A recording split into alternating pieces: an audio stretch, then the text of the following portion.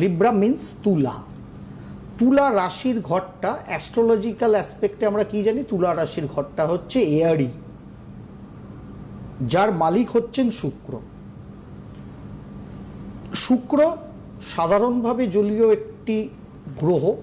In general আমার কাছে শুক্রের লিকুইডিটিটা viscous type liquidity, not free flowing fluid like moon.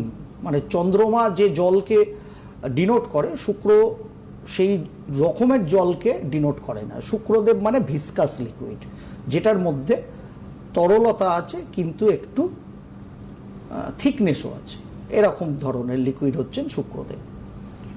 শুক্রদেব মানেই ভোগ, সুখ, স্বাচ্ছন্দ্য, আহ্লাদ, এন্টারটেনমেন্ট, অ্যামিউজমেন্ট, যত কিছু আছে সেটার মানেই ভিনাস, শুক্র।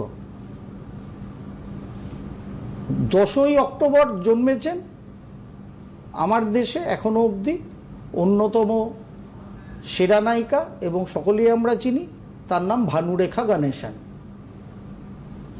ওয়ান অ্যান্ড অনলি রেখা। ওই একই ডেট অফ বার্থ নিয়ে, 10th October date of birth নিয়ে, কোনো ফিল্মি ব্যাপারের ধারে কাছে না গিয়ে শুভাংশু শুক্লা গেলেন রকেট চেপে মহাকাশে, এবং মহাকাশ বাড়িতে থাকলেন, মানে হাওয়াতেই থাকলেন, মহাকাশেই তো আছেন। আর আকাশতত্ত্বের কাছাকাছি সব থেকে যে তত্ত্বটা বিরাজ করে তা বায়ু। তার কারণ উনিও রেখার মতো 10ই অক্টোবরই জন্মেছেন।